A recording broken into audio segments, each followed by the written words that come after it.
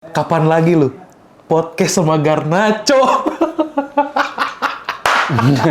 Ya ini penampakan baru Bang Dita ya setelah kemarin sempat dipukulin sama fans Arsenal kan, jadi beberapa hari lalu kan lu nggak ada nih Bang ya kan. Terus waivers tuh pada nanyain, "Mal Bang Dita kemana?" Mana ada. Loh bener, terus Koko bilang, "Iya Dita kemarin bermasalah gara-gara lu nge-stitch lu bikin konten yang Banding-bandingin Arsenal di Singapura." Itu terus akhirnya ya kita sampein lah lu dipukulin sama fans Arsenal, makanya lu kan sempat nggak ngonten di sini kan. Ngumpet dulu lah, mengungsi dulu. Benar. Dan sekarang akhirnya udah kembali Bang Dita dengan gaya yang baru biar nggak kebaca lawan. Benar, ini gue sengaja cat rambut supaya nggak ketahuan gue. Iya, Jadi kalau betul. ketemu di jalan sama fans Arsenal, gue bilang gue ini bukan Dita. Bukan Dita. Iga Mas Ardi. Para suara. Para suara. Ya, hari ini kita mau bahas soal pertandingan dulu nih. Pertandingan MU melawan Bournemouth tadi pagi ya, jam 8:30 yang dimana Manchester United menang 4-1. Ya. Nah, yang menariknya adalah di pertandingan ini tuh ternyata cukup berbeda dengan lawan West Ham, dengan lawan Leeds juga, yang dimana lawan Bournemouth ini cukup bagus. Bahkan kayak harusnya begini cara mainnya, harusnya begini gitu loh. Dari segi strategi yang diminta Amorim juga berjalan di lapangan. Nah, yang lu nonton nggak? Nonton. Nah, lu tanggapan lu gimana nih dari babak pertama dulu deh? Gue sih babak pertama ngelihatnya bahwa lebih fluid, terus juga mainnya lebih cair. Pemain ya tadi setuju gue, pemain-pemain bisa menerapkan apa yang dimaui oleh Amorim. Dan ya Dorgu dan juga Rasmus Højlund cukup tampil baik.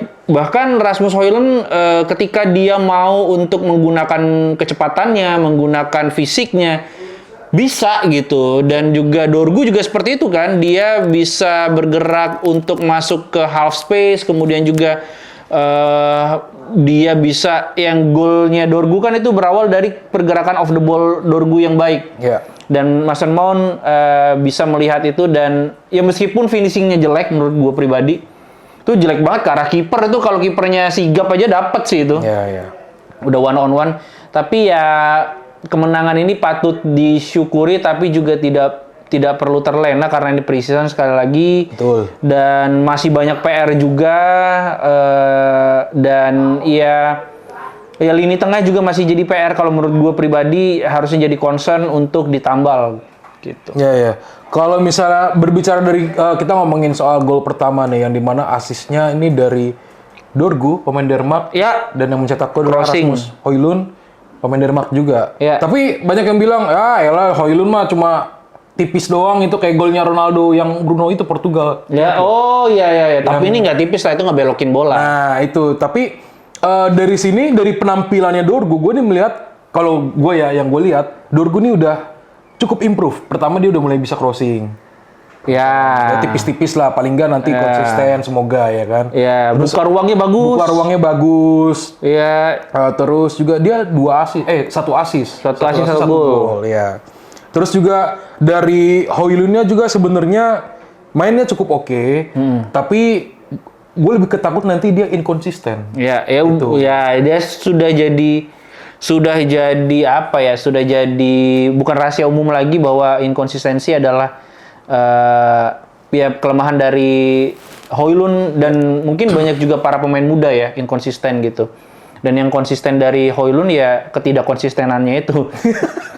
Dan Rasmus Højlund kalau gue lihat, kalau orang bilang cuman tipis doang golnya, tapi pertama itu belokin bola. Itu benar-benar sentuhan yang masif gitu, yang benar-benar bisa merubah alur bola. Tapi yang gua soroti adalah pergerakannya. Dia mancing dulu nih, mundur, maju, mancing, mundur, terus dia maju ke depan sendiri. Itu kan lepas dari kawalan. Artinya mungkin Højlund sudah mengerjakan PR-nya, bagaimana dia bergerak dan pergerakan off the ball-nya lolos dari pengawalan lawan, dan pergerakannya tuh tidak bisa dibaca oleh lawan. Ini sudah sangat baik ya, tapi bukan cuma lawan yang tidak bisa membaca gerakannya, temen juga kadang nggak bisa baca pergerakan Højlund nih tadi beberapa kali soalnya.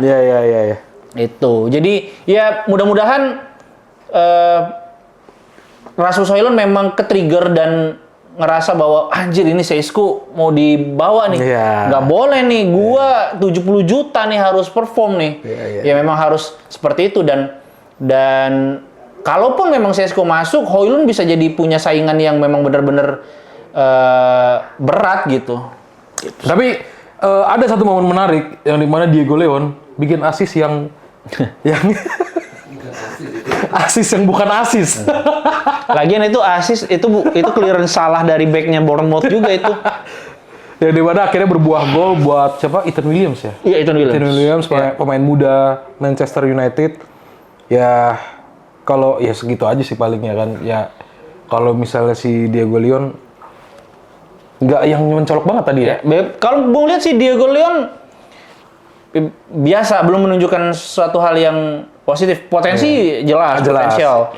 Tapi dengan ketidaktenangannya dia, itu kan kalau misalnya kita main bola nih, buat teman-teman yang main bola, lari sendiri, terlalu terburu-buru, keserimpet kaki sendiri, itu kan berarti kita nggak tenang gitu. Tenang, betul. Dia tuh otak sama kakinya tuh nggak sinkron. Otaknya tuh mungkin, anjing ini passing nih, karena Ethan Williams sudah buka ruang.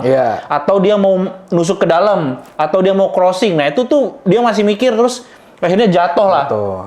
Untung dapet di Ethan Williams dan ya Amorim juga udah bilang, pokoknya gua akan memberikan menit bermain yang banyak untuk Ethan Williams karena Ethan Williams ini hot prospect menurut Amorim sendiri gitu. Kalau balik lagi soal Højlund,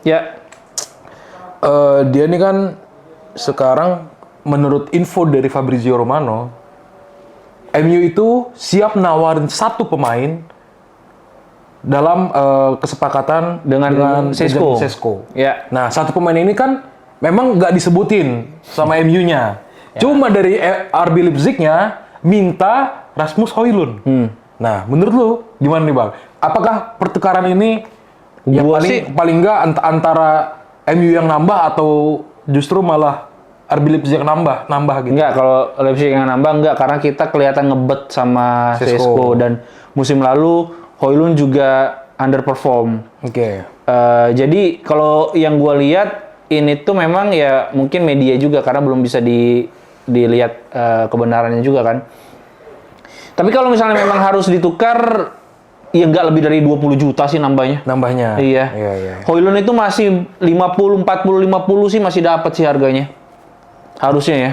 20 juta tuh berarti udah maksimal. Iya, kalau menurut gue sih itu. Jadi harusnya sih memang gue pribadi ya, udah Rasmus Højlund aja. Percaya aja sama Rasmus Højlund. Udah, kalau menurut gue. Gue sih yakin sama. Gue sih lebih butuh DM. Jujur, butuh DM gue. Udah. DM yang bisa jadi pilihan utama yang bisa ngegantiin Casemiro. Karena Casemiro tuh nggak bisa diharapin untuk main 90 menit full, nggak bisa mainin 38 pertandingan semusim gitu, nggak bisa. Karena memang banyak yang mention, kenapa MU tidak mendekati atau mencoba membeli Baleba dari Brighton? Kemahalan. Udah susah itu kalau udah kemahalan, udah opening price-nya aja udah di atas 80 mah udah. Dia mau Baleba? 21. Iya, 21. Oke, iya mahal sih untuk. Mahal. Mending Baleba atau si yang pemain Sporting Hjulmand? Kalau 40-50 mah mending ya 40-50 lah.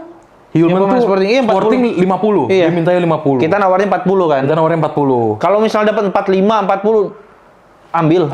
Iya. Oh, jadi lebih prefer DM aja lah daripada striker. Iya. Oh, oke. Ya, kalau misalnya punya duit 100 sudah 100 juta untuk Sesko dan itu. Siapa tadi? Hjulmand. Oke. Kalau kiper, dari sisi kiper, lu maksudnya kan nggak dapat siapa-siapa sih feeling gue. Berarti lu nggak dapat siapa-siapa. Berarti ini tuh mirip waktu kita mau nawar si kipernya Jepang siapa? Honda bukan kiper. Bukan, siapa kipernya Jepang? Yang kulit hitam. Iya, yang dulu main di Parma, Iya. Aduh, lupa lagi gua namanya. Suzuki. Honda lagi. Ya, Suzuki. Itu kompetitor. Iya. Berarti memang lebih ke DM ya? DM. Kan mungkin akan dua mungkin akan ada tambahan 2 amunisi lagi nih sebelum tutup transfer. Feeling gue sih DM yang urgent, prioritasin DM baru striker. Itu aja sih. Oke. Berarti Seko Kone pinjemin lah. Nggak akan minute play. Oh iya? Iya. Seyakin itu? Yakin gua Mainu, Bruno. Karena kan depan tuh ada Cunha dan Bumo. Iya. Pasti Bruno akan turun. Tapi kayak kurang nggak sih pertandingan tadi itu? Siapa? Bruno main di... Memang Iya kan? selama musim lalu juga jelek dia main di di nomor 8 di CM. Iya. Dia bagusnya di attacking. Ya waktu lawan West Ham lah contohnya attacking. Iya. Bagus kan? Bagus. Gitu. Oke, kalau begitu. Sesko, Apakah here we go atau tidak? Menurut lu? Dari MU-nya sih kayaknya ngebet banget ya. iya. Terakhir sih 70 katanya. 70 iya. Leipzig yang minta. Enggak sih harusnya. Ya jangan lah kalau 70 tuh harga spesial ya, bukan emang hasilnya 70.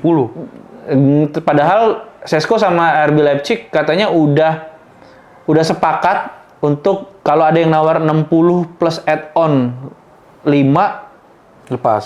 ini boleh ngobrol sama Sesko. Dan dari Newcastle juga saingannya United kan untuk dapetin Sesko itu katanya sih nggak ada isu terkait dengan personal agreement ya, dua-duanya United sama Newcastle tuh nggak ada isu personal agreement sama Sesko-nya. Nah ini benar-benar tinggal kedua tim mau bayar fee-nya dan Sesko mau milih siapa. Tinggal itu doang. Leipzig udah pasti lepas sih. Oke, mungkin ini sedikit ya sebelum kita tutup. Ya. Ferdinand juga sempat ngeluarin pernyataan kalau dia pribadi itu nggak setuju dengan pembelian si Sesko. Tapi menurut dia ini cara licik tanda kutip, cara liciknya United buat matiin Newcastle. Karena kan si Alexander Isaknya juga dia sekarang udah nggak ikut latihan bareng tim Newcastle ya kan. Dia lebih pilih latihan sendiri di Real Sociedad, klubnya dia yang dulu. Terus skenarionya menurut si Rio Ferdinand adalah jadi MU tuh bakal datengin Sesko Supaya Isak nggak pindah ke Liverpool. Setuju gua. Itu. Ya boleh kalau kayak gitu. Karena bahaya bro. Tapi Isak 150 juta kalau injury prone sih enggak sih. Iya tapi sih. untuk kualitasnya 150 worth it. Worth it. Isak worth it 150 juta. Tapi dengan rekam jejak history cederanya sih enggak ya. Enggak sih. Oke, kalau begitu kita lihat saja dalam beberapa hari ke depan bagaimana perkembangan dari update atau kabar transfer dari Benjamin Sesko, apakah here we go atau tidak. Kalau kalian lebih pilih pertahanin Højlund atau tetap beli Sesko, coba tulis di kolom komentar guys. Thank you.